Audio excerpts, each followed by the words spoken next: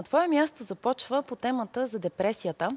Анна, какво е депресията и всъщност кои са най-често факторите, които я отключват? Депресията е заболяване на цялото тяло, на психиката и на тялото. Те са две неща, които не могат да бъдат разделени.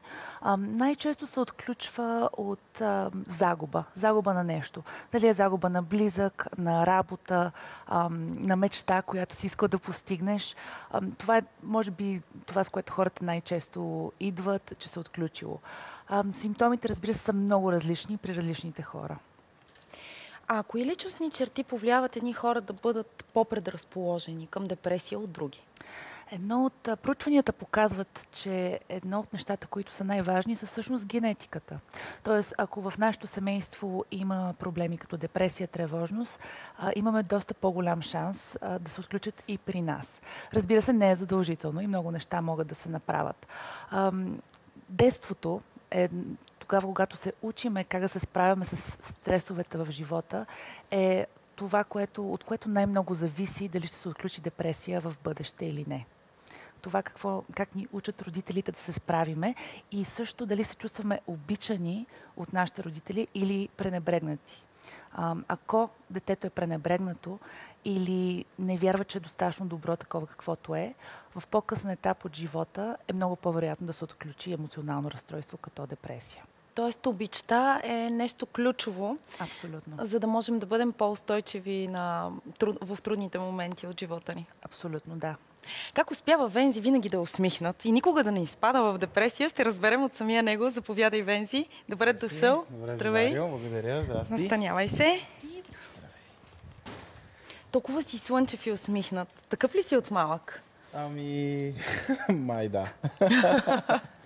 Ти си известен с това, че не сваляш и шапката, и усмивката. Напоследък почнах да я свалям, защото си правя разни причещици. Сега не съм, затова съм с шапка. Добре, а как го постигаш? Все пак и ти, като всеки човек, минаваш през трудни моменти в живота си. Абсолютно. Аз първо искам да спомена по темата за депресията, че аз лично от лични наблюдения съм забелязал, че хората на изкуството, тъй като са хора с много фина душевност, за да можеш да... Защото не боравиш с нещо, което е абстрактно, каквото е музиката. И много често могат да бъдат разклатени. И съм забелязал, че ако при един нормален човек депресията е еди колко си, при един артист е 5 пъти повече. И затова е много важно да успяваш, нали, като човек да се държиш на повърхността и да не позволяваш да те дърпат такива емоционални състояния надолу. Въпреки че има много колеги, които твърдят, че в депресията са си написани най-хубавите музики, при мен не е така. Ти ги пишеш в добро настроение. Аз при депресия изобщо не мога нищо да правя. Аз съм намерил начин чрез мирогледа си, чрез разбирането си със света да слагаш усмивката възможно най-често, когато можеш. Дори преди време бях чел в една книга, нали, когато ти супер гадно се усмихни така, нали, в огледалото и гаранче, че след няколко минути ще се почувстваш тъпо, че се чувстваш така вътрешно, а външно си се усмихнал, защото понякога трябва сам да си налагаш какво да ти е настроението, а не да се водиш от външни фактори. Именно, най-вече. Ще си поговорим как влияе усмивката на самите нас и на околните, но нека сега да чуем какви са причините за депресия при ТА от София. Накратко, моята история е, тъй като аз съм сравнително млад човек, в момента, в който завърших училище, 12-ти клас, изпаднах в депресия, една година, силна депресия, не съм излизала, не съм се срещала с хора, не съм общувала дори и с хора през интернет. Общо взето абсолютна апатия и затвореност. След което това, което се случи, че някакси конкретен човек, който беше непознат за мен, успя да ме извади от тази депресия, някакси успя да ме спечели, да започна да комуникирам с него. Този човек беше изключително позитивен и много ме, как да кажа, разсмиваше и забавляваше, без да се познаваме лично. Той е бил психолог, да разбирам, или не? Не, абсолютно нормално момче от друг град, няма града, в който аз живея. Покрай един конкурс се запознахме и всъщност започнахме да се общуваме много често и всъщност така приключи моята депресия. Някакси този човек ще да вдъхне в мен много позитивизъм и усмивка. И така всъщност разбрах, че позитивизма е начин, с който мога да и не да преборя, но поне да заглуша голяма част от депресията и от неприятните мисли.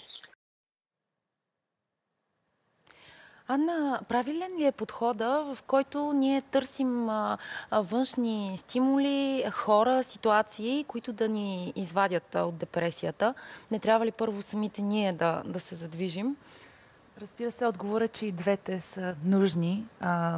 Много е важно да се почувстваме разбирани, да се почувстваме обичани и приети такива, каквито сме, с нашите проблеми и кусури. Това като знаем хората колко са критични, колко трудно точно така приемат. И това е проблем, разбира се, но при тежката депресия особено някакси почваме да виждаме света негативно. Забелязваме всяко лошо нещо, което се случва и мозъка спира да възприема хубавите неща.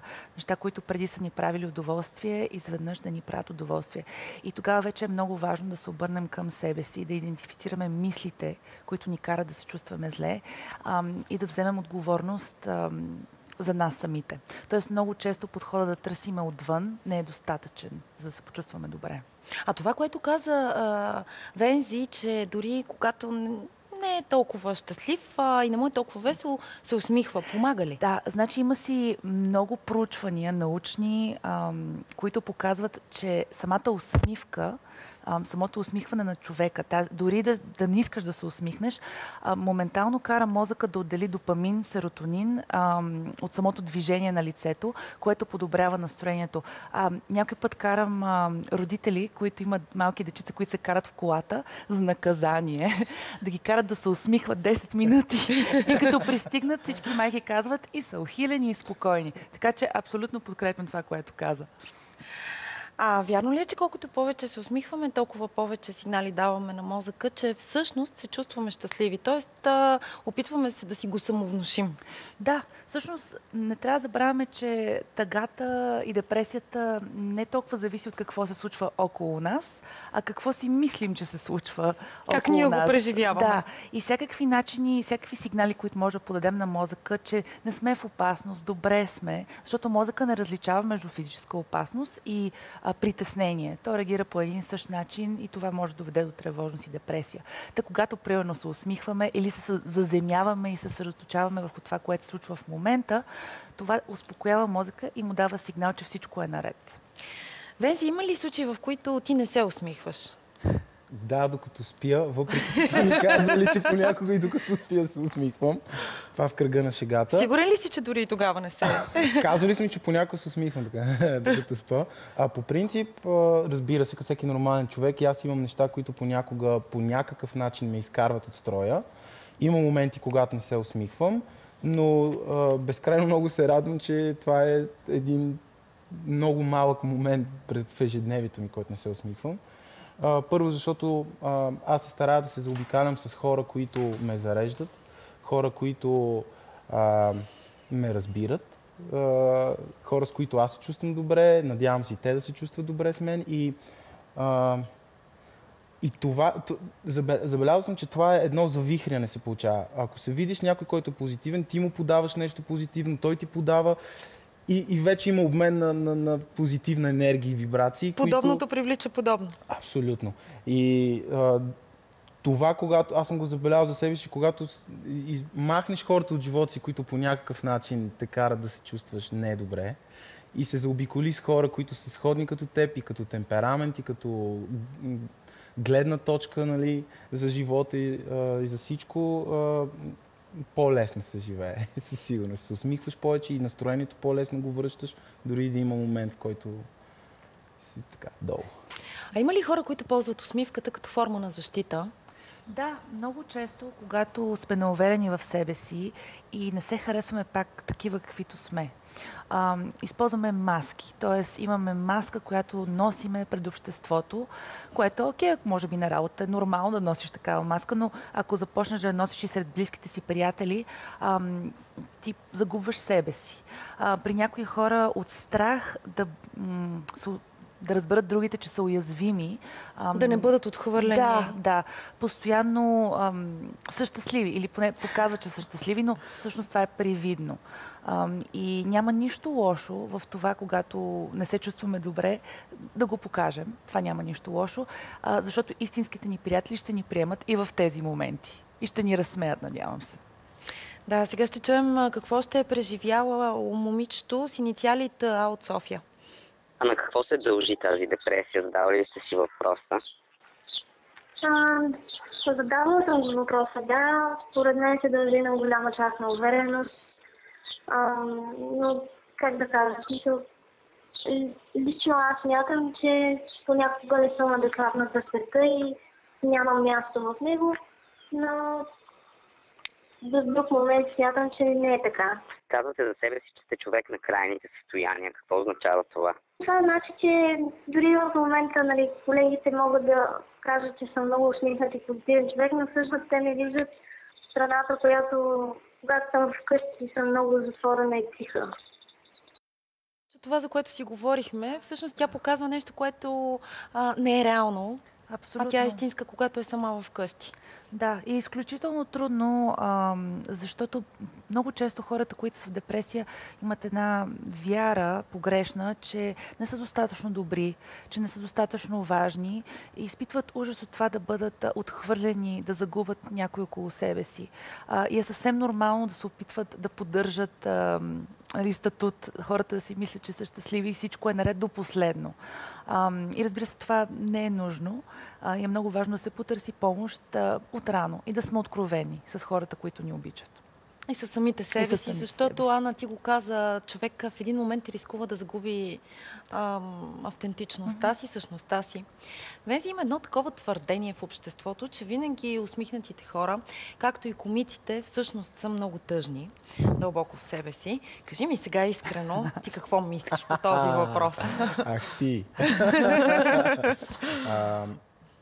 Точно като започнете да говорите за усмивката и за това как понякога тя е маска, аз лично си признавам, че много пъти усмивката ми е помагала да скрия някакво друго свое душевно състояние. Първо, защото може би не е било адекватно на мястото, на което се намирам, да показвам как се чувствам.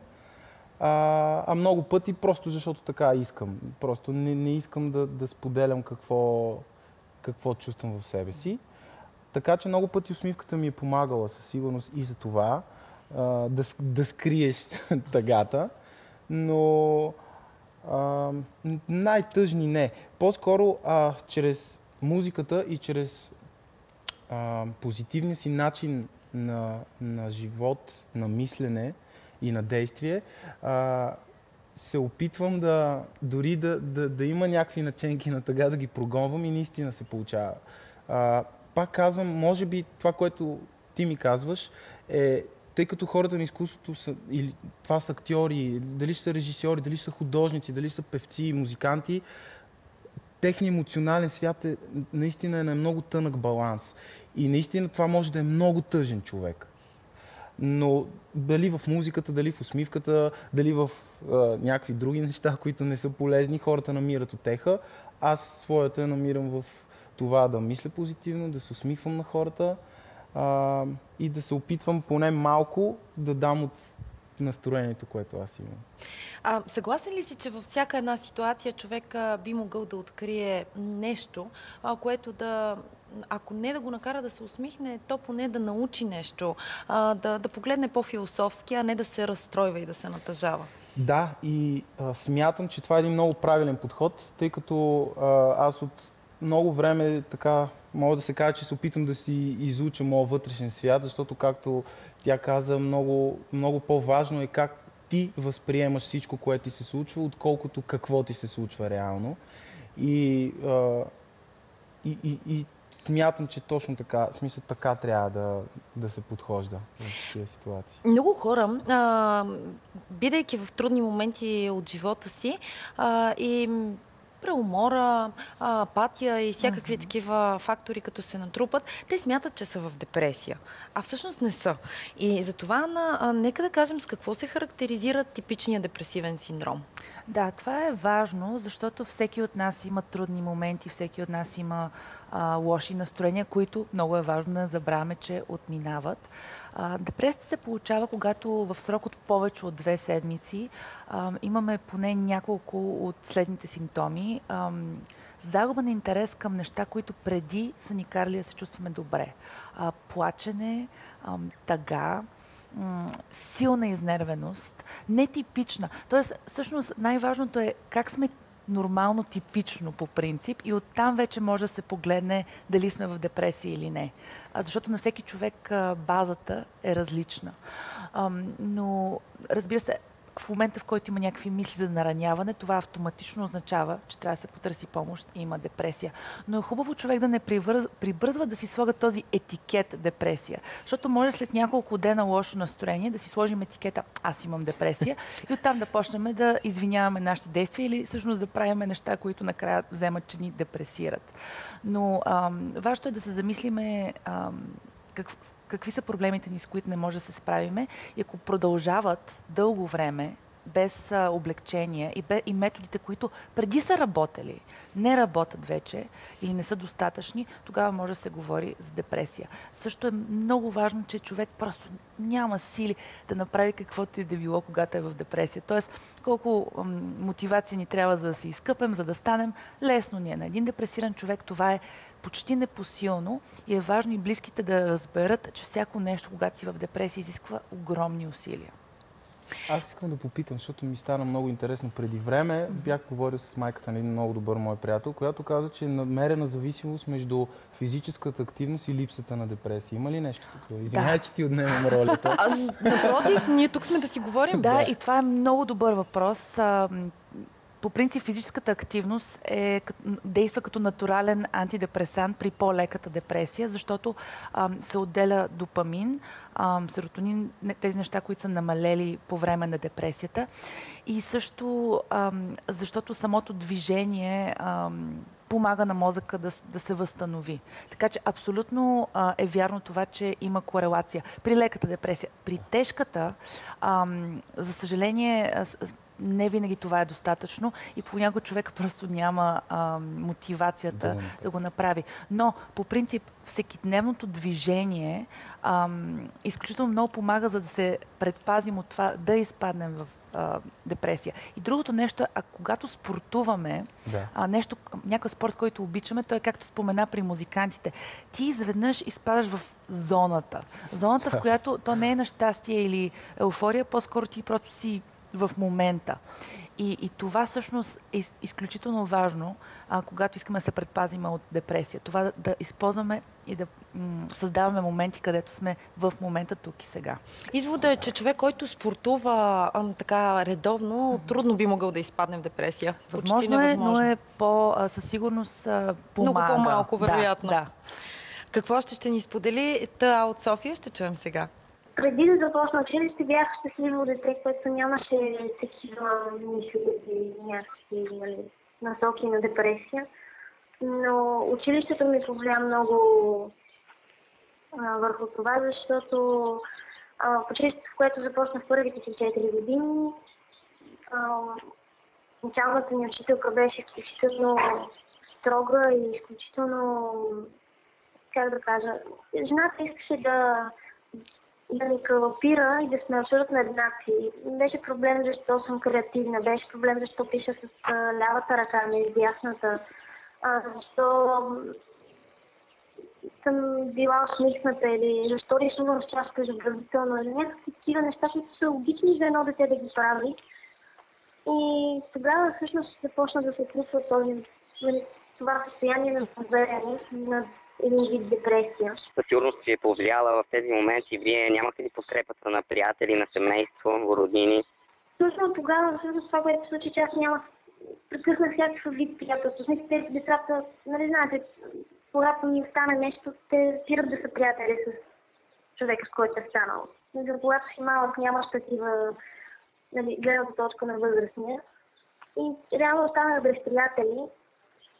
Родителите ми някакси, смисъл, не че не го забелязваха го, подкрепяха ме много, но когато се асоциализираше много, как да кажа, друго е, различно е. Едно е семейството, друго е социалния възраст. Каква е разликата между влиянието на семейството и на приятелите, това за което говореше момичето? И другото много важно нещо, авторитарните родители, строгите учители могат ли да ни повлияят така, че по-лесно да се травмираме и съответно да достигнем до депресия в един момент? Да, може. За първия въпрос, разбира се, от първите там 7-10 години, които не случайно се казва, че са най-важните, семейството е това, или хората, които се грижат за детето по-точно, дали е баба, дядо или майка и баща, са изключително важни, защото те създават мирогледа на това дете. Мирогледа, през който детето, като стане възрастен, ще вижда живота.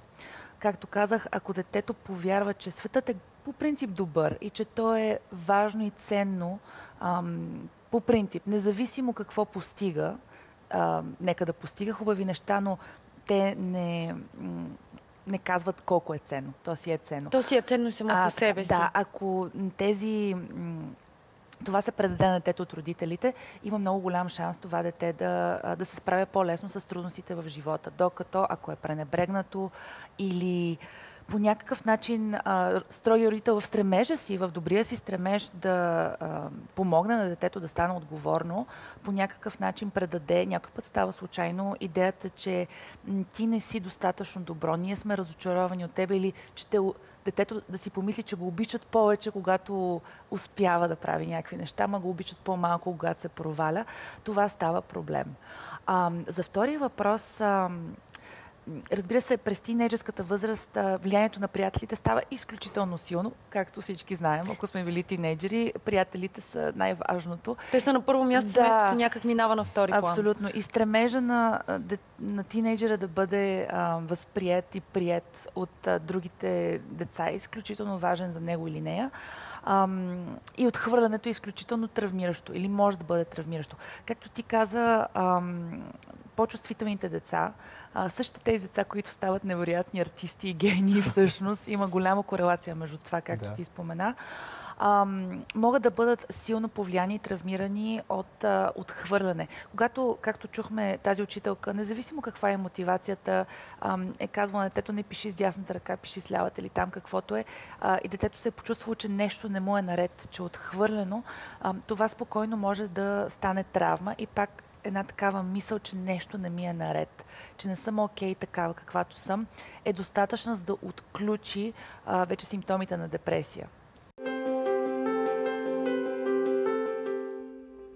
Вие сте с България On Air и предаването на Твое място. Днес наши гости са психотерапевта Анна Тодорова и винаги усмихнатия певец Вензи. Сега ще научим кои са най-честите грешки, които допускаме и които пречат да разпознаем и да се освободим от депресията.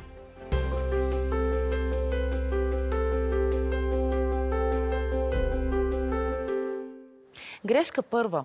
Прикривате чувствата си, потискате ги у себе си. Това, което спомена и момичето с инициали ТА от София, че навън е усмихната, а у дома е тъжна. Откъде идва този навик при някои хора, Ана, да прикриват чувствата си, да показват нещо, което не е реално? Ами от една страна, разбира се, има места като на работа, където трябва да се очаква от нас да бъдем по определен начин. Но извън това, разбира се, има страха, че няма да бъдем приети и по някакъв начин ще бъдем отхвърлени. А този страх идва отново от детството?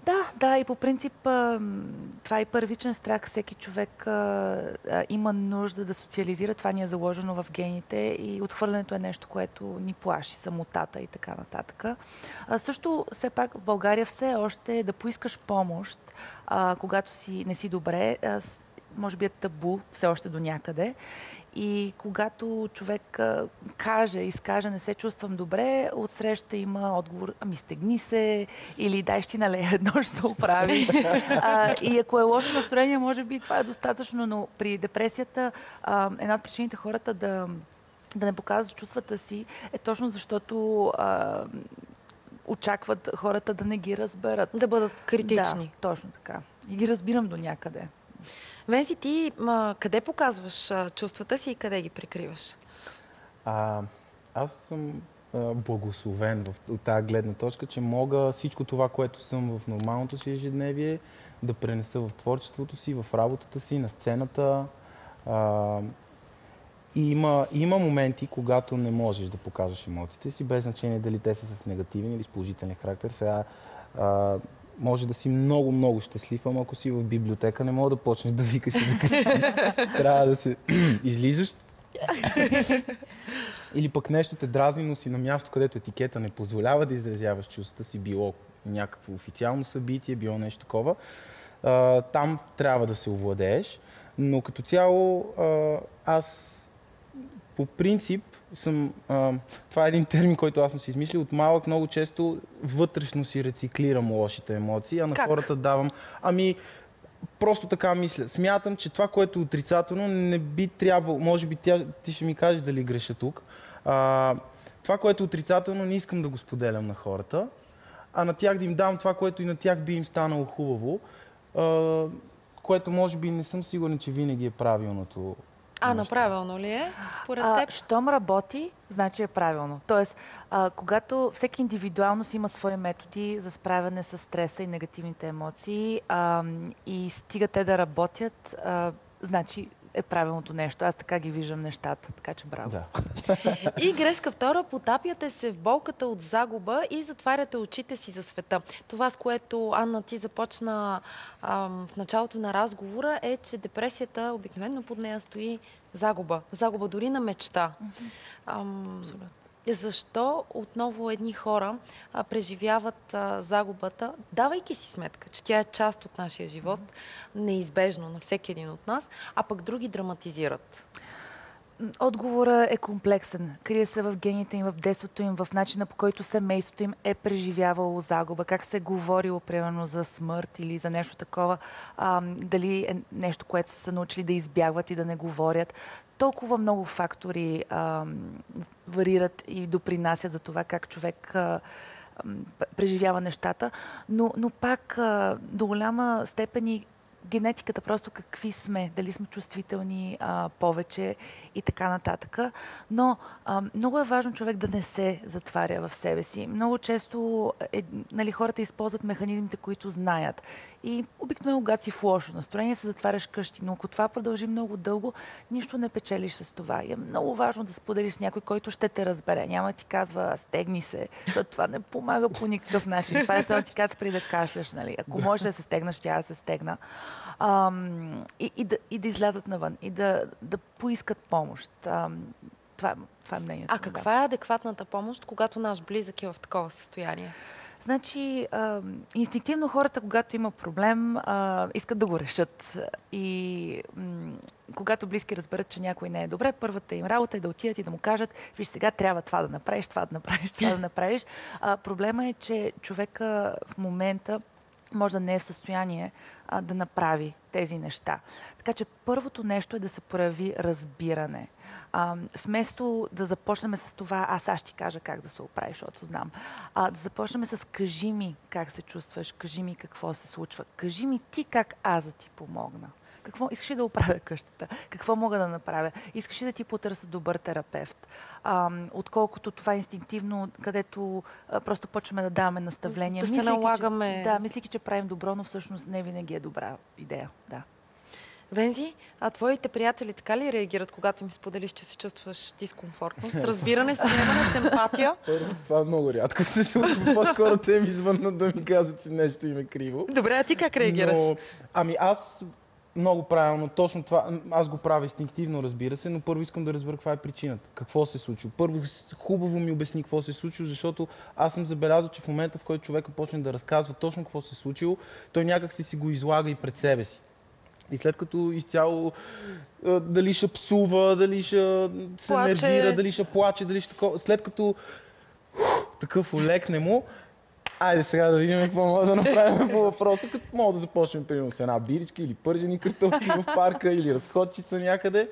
Но имаш търпението да изслушаш какво преживява човек. Важно е, защото аз лично съм попадал в ситуация, не съм бил аз в ролята, но съм бил свидетел на точно това. Едно момче е депресирано към друго, ти такова, което отсреща не помага, а напротив, ти в един момент си толкова уязвим, че дори някой просто да ти повиши тон, дори с желанието да ти каже, я се стегни, дъра, я такова, това може още повече да те смачка емоционално. Да, и да се чувстваш още Да, затова по-отхвърлен и разбирането неразбран. наистина това е, аз лично и аз от това винаги съм имал нужда. Първо да ме разбере, след това да ми помогнеш. Не случайно така я има приказката, че човек дава това, от което най-много има нужда от другите. Грешка трета, не търсите начини да се освободите от стреса. Говорихме вече, спорта и трудотерапията са двата, може би, най-добри варианта. Какви други методи? Така, аз винаги деля методите като здравословни и нездравословни, като един и същ метод, като спорта може да е нещо прекрасно, което освобождава стреса, но ако е прекомерно и единствения начин да се освободим от стреса, може да бъде негативно. Също и работохолизма може да е прекрасно, може и да е прекалено много. За съжаление, Дозата е важна, баланса. Дозата е важна. За съжаление, има хора, които просто нема и къде използват начини като хазарт, алкохол, наркотици, просто защото това са методите, които знаят и те, разбира се, в дълъг план не само, че не работят, както може да се досетим, правят нещата много, много по-лоши. Именно за това ще си говорим в петък, зависимостите. Чудесно. Да, ти подаваш към темата. Но един от триковете, които въобще като дойде човек на първа сесия, винаги го споделям, е тъй нареченото осъзнаване или заземяване. Понеже когато сме депресирани или разстроени, имаме ни такива натрапчиви мисли, негативни. И идеята е как малко да успокоим и да спреме времето. И казвам, още всяко нещо, което правиш, искам да се вглъбиш в него. Когато ядеш, искам да усетиш вкуса на храната, текстурата на храната, миризмата. Когато се къпеш, искам да усетиш миризмата на шампуана, топлината на водата. Пълно фокусиране върху 5 сетива. Защото научим ли се да го правим, то мозъкът като мускул свиква да го прави това центриране и всеки един момент, когато се разконцентрираме или сме разстроени, можем просто да спрем и да чуем звуците, които чуваме, това, което наистина виждаме. Изключително много помага, независимо колко е страшна депресията или колко е лека. Това е един метод, който всеки може да използва, според мен. А трудно ли се усвояват? Започва се с най-простичките неща, като ходиме да усещаме движението на тялото, като вдишваме и издишваме. Тоест, не е целта да медитираме по 20 минути, а целта е просто да почнем от простичкото и то лека по лека почва да става все по-лесно. Няма извинения, всеки може да го направи. Вензи, ти успяваш ли така да се концентрираш и да се потопиш в себе си и в това, което се случва около теб тук и сега в момента? Или по-скоро мислите текат като река? Аз точно това се замислих на това, което тя каза, че може би един такъв метод те освобождава точно от тези мисли, от всичко това, което е наоколо.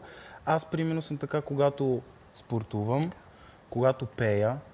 Затова много често, когато ми е такова някакво неясно, криво или каквото и да е, почвам да пея, защото поне докато пея не го мисля.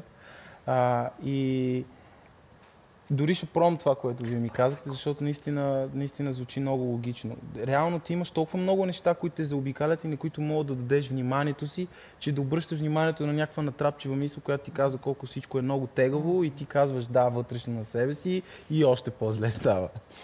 И грешка четвърта, спирате да планирате и контролирате живота си. Като контрол има се предвид в хубавия смисъл. Да. Това да изпълняваме целите си, а не да бъдем крайни контролиращи. Може ли това да бъде червена лампа, че когато оставим нещата просто да се случват, че нещо с нас не е наред? Забелязал съм, че по-често, по-скоро обратното, в страха си нещата, опитваме се да контролираме всичко, което се случва около нас, децата, съпрузи. Ти говориш вече за свръхконтрол, който е проблем. И когато нещата, защото не може да контролираме това, което се случва, просто станат по друг начин и ние се паникьосваме и почваме да компенсираме. Да контролираме собствения си живот. Да, най-прекрасното е точно това, да се фокусираме на това, което е сега. Да си правим планове, но не да трябва всяко нещо да е така. Да сме окей, дори нещата да не станат. Трудно е. Разбира се, че е трудно. Но имаше живота е това, което се случва, докато си правим планове, какво ще се случва за него, нали? Но все пак е хубаво да имаме цели. Хубаво е да имаме цели. Хубаво е да имаме цели, но и дори когато има тъй наречения провал, за мен просто провал е на обучение, да сме окей с това. Да сме окей, че Това е опитност, от която се учим. стане. Точно така. Ти как приемаш провала, Вензи?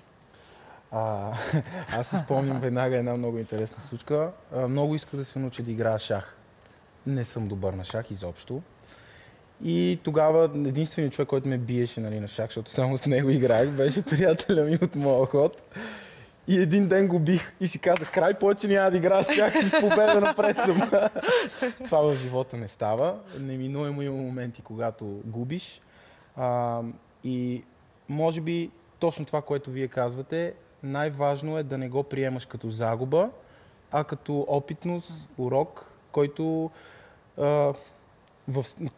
чрез който в следваща подобна ситуация дори пак да те разклати, ще си по-силен по някакъв начин.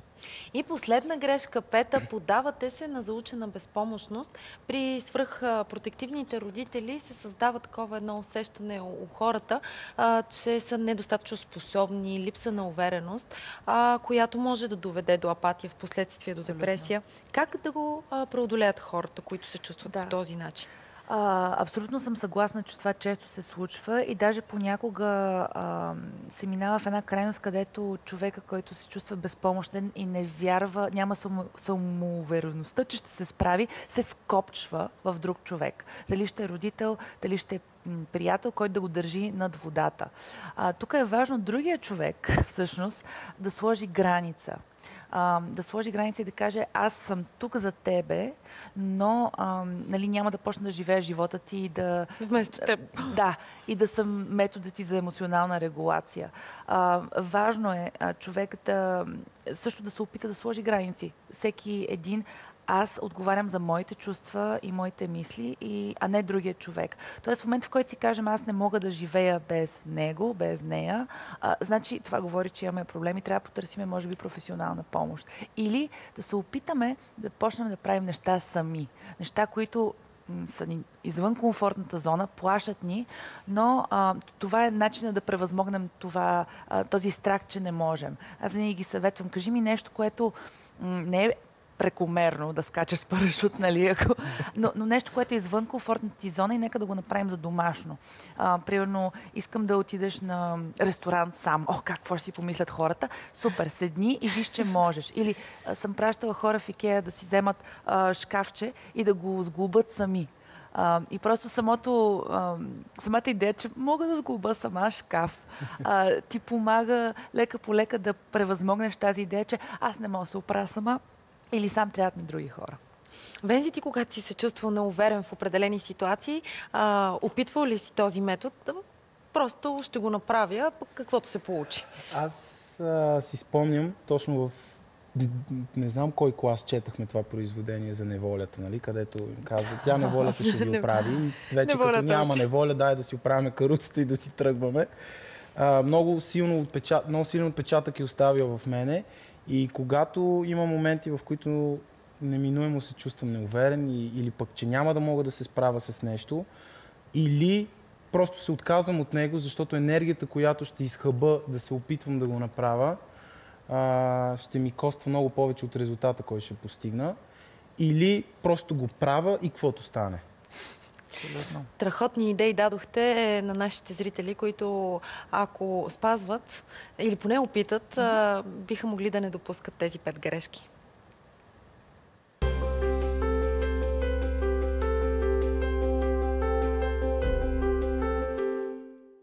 Усмивката със сигурност променя не само цялостното ни излъчване, но и цялостното ни състояние. А често може да ни донесе и неочаквани успехи. Вижте кои са 10-те най-популярни и харесвани усмивки в Холивуд. Много са класациите за топ холивудска усмивка. Представяме ви една от тях, класирана от американско списание. 10-то място е отредено на чаровният Матю Маконахи, който в последните години стопи сърцата не на една и две фенки с непринудения си чар и широката усмивка. Под номер 9 за най-хубава усмивка се класира естествената красота на нежната Джесика Алба. А 8-то място заема мъжът в черно. Уил Смит не обича да крие белите си зъби и усмихнатото си лице, а в комбинация с черните очила и строгия костюм съвсем основателно влиза в много класации за топ холивудски господа.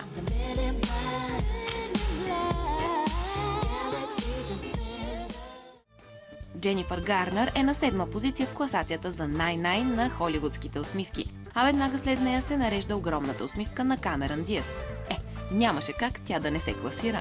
Дамата с професия блондинка е в средата на класацията. Риз Уидърспун определено може да се похвали с сладък вид и сладка усмивка. Ето защо нейно е петото място. Сексапилната дама с кубински корени Ева Мендес буквално разтапя не само мъжките сърца, когато се усмихне. Ето защо в тази класация на американското топ списание тя е заела 4-та позиция. В челната тройка, разбира се, влиза хубавата жена. Все пак усмивката на Джулия Робъртс няма как да не ви заслепи. Ето защо си е напълно заслужено и 3-то й място. Усмивка номер 2 на Холивуд е тази на сексапилния синеок сърцеразбивач Мат Деймън, а почетното първо място на американското топ списание е за усмивката на момичето, което вероятно още помним като грозната Бети. Да, най-хубавата усмивка е тази на Америка Фера.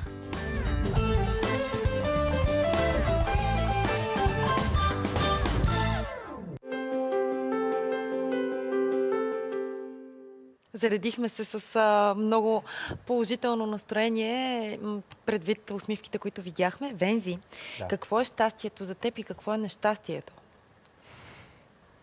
Един такъв, може би, по-труден въпрос. Ще започна с нещастието. Нещастието е когато се чувствам безсилен в една ситуация, когато не съм себе си в една ситуация и когато не мога да изразя това, което искам да изразя. Тогава наистина не се чувствам добре и съответно щастието е абсолютно всичко обратно. Когато съм себе си, когато мога да изкажа каквото искам да кажа, когато мога да направя каквото искам да направя, когато мога да се усмихвам, да се лигава, да съм себе си във всеки един нюанс на характера ми. Тогава се чувствам щастлив. Има много трудни моменти, когато човек или негов близък се разболява от тежка болест. Защо дори когато се излекува успешно от тежкото заболяване, въпреки това изпада в депресия човек? Една от причините възможни е, че когато човек се разболее, изведнъж това, което е мислил, че някакси, че нещата са окей, че аз не съм в опасност. Когато се разболее човек, мозъка получава един сигнал, че сме в опасност. И това, че сме се излекували, не винаги прекратява тази, как да кажа, вяра. Травмата от болестта довежда до една натрапчива пак мисъл, че светът не е безопасен за мене и може нещо лошо да ми се случи. Тоест, ако се излекува тялото, това не означава, че е обработена тази травма.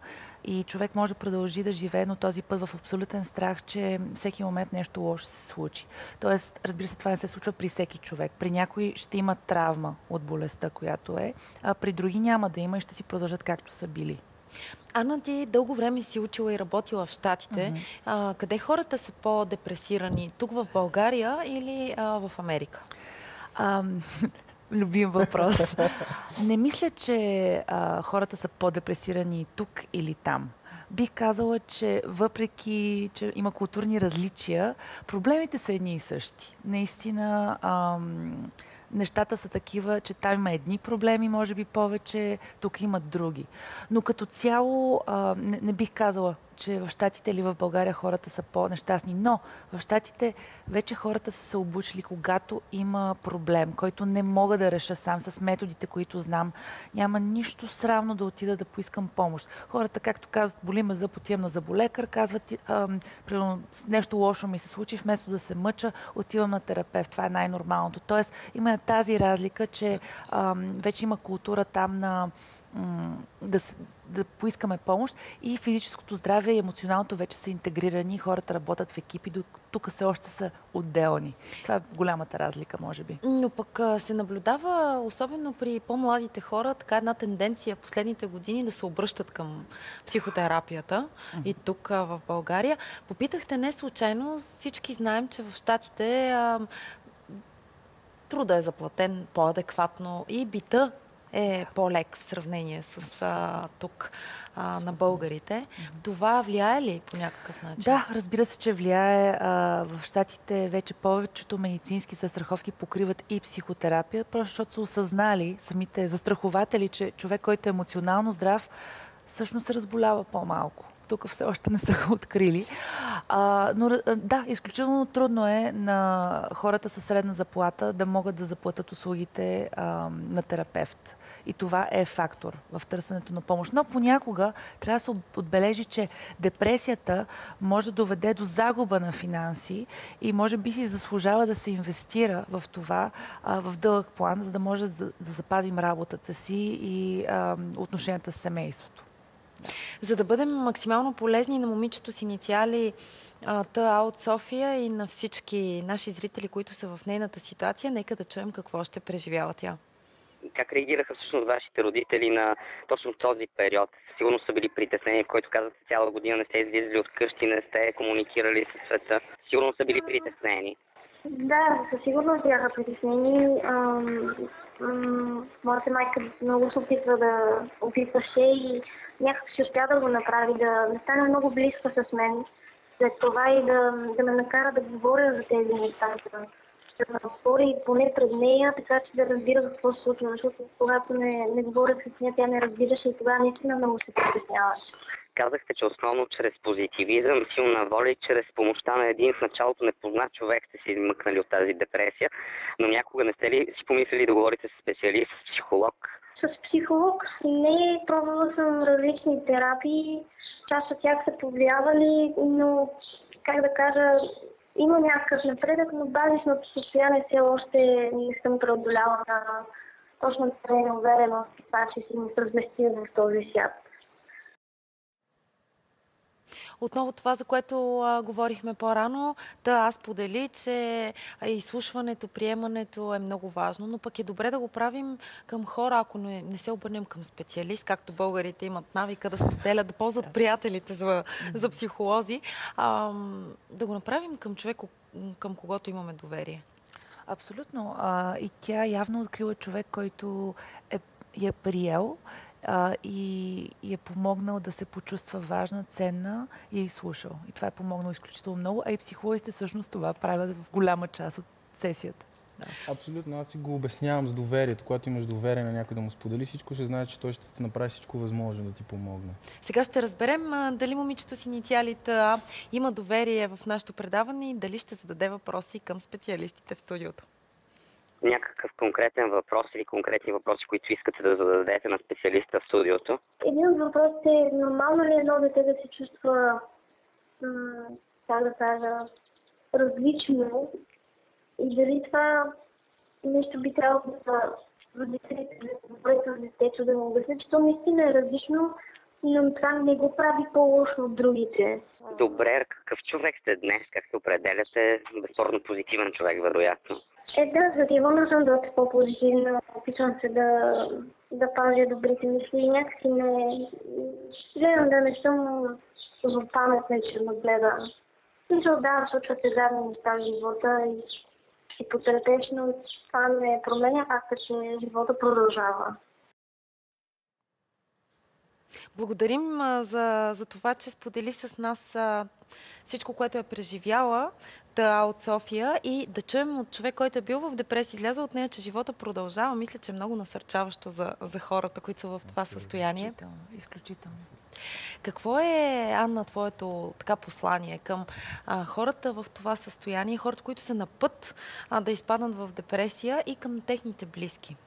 Да, аз освен, че съм клиничен психотерапевт, реших да се занимавам с това, защото през ранните си 20 години аз самата бях в депресия. Ето това е личният опит, е много ценно. Да, и изключително ценно и затова е много лично за мен. Това, което бих казала е, първо, по никакъв начин не се срамувайте, не се виждате като уязвимостта е смелост. Поискайте помощ, говорете за проблема, вижте ситуацията като нещо, което в дълъг план ще ви направи мъдри, по-щастливи и даже може би е нещо хубаво, което просто в момента изглежда много страшно. И поискайте помощ. Движете се, говорете, Обичайте себе си, научете се да обичате себе си. Пробвайте да правите неща, които може би малко ви плашат, за да видите, че можете. А за близките бих казала пак, проявете разбиране, слушайте и приемете човека с неговите и кусури и хубави черти. Съвсем накратичко, ти как се справи с депресията? Какво ти помогна? Да, разбира се, че отидох на терапия тогава на момента. Това, което открих, че корена на депресията беше моето ниско чувство за ценност. Това, което постигах, беше всичко за мен и хората дали ме харесваха, беше най-важното. Когато започнах да обичам себе си, когато се научих, че съм ценна. Как се научи? Бавно. Точно по този начин. Стъпка по стъпка. Започнах да съм откровенна с хората. Преди носех маска. Свали маската. Да, бях сигурна, че всички ще ме отхвърлят. О, чудо, не ме отхвърлиха. Защото много хора не го правят от страх, че ще загубят и малкото приятели, които са им останали. Тоест, почнах да бъда абсолютно откровенна с хората около мене и разбира се, правилните хора останаха до мен. Почнах да правя неща, от които ме беше страх. Почнах да идентифицирам мислите, които ме карат да се чувствам зле. И да не им вярвам, да ги тествам и да ги променям. И разбира се, започнах да се осъзнавам, да се съсредоточавам върху това, което правя сега в момента. Това са някои от методите, които ми помогнаха и на които уча и хората сега. Чудесно. Вензи, ти до какви изводи стигна по време на разговора? Аз много се радвам, че не съм далеч от истината. Напротив, тъкмо обратното. Да. И пак споменах много от нещата, които чух днес, ще ги използвам със сигурност и за себе си, защото това е едно постоянно развитие и надграждане. Никой не е застрахован от това нещо, всеки може да изпадне в депресия. Аз като цяло, може би като послание към себе си и към другите, наистина да се цениме повече, да обичаме повече, да се обичаме повече, да се усмихваме при всеки възможен повод и да правим неща не само които не сме сигурни, но и неща, които ни кара да се чувстваме добре. Дали ще е разходка, дали ще е колело, дали ще е йога, все тая какво е. Нещо, всичко това, което теб, зарежда. Нещо за теб. Да. Много ви благодаря за този интересен и полезен благодаря. разговор. И аз благодаря. Днес на твое място от нашите гости разбрахме, че можем да се освободим от оковите на депресията. Тя не е момент на слабост или състояние, което преминава от само себе си. За да я преодолеем, ще трябва да впрегнем своя потенциал, да поемем отговорност за собствения си живот и да събудим отново обичта към собствената си личност. Нашите гости, психотерапевта Анна Тодорова и изпълнителя, който никога не сваля усмивката от лицето си, Вензи, по темата усмивка срещу депресия. Личните ви истории, които искате да споделите с нас и да получите професионални експертни съвети, споделяйте на имейл на твое място maimunsko@bulgaria.bg, изписан на вашите екрани, или на телефон 0888 32 56 60. Можете да ни пишете и на Фейсбук страницата на предаването на твое място, изписана на кирилица. Благодарим ви, че бяхме заедно. Екипът на предаването ви пожелава приятен ден. Останете с нас!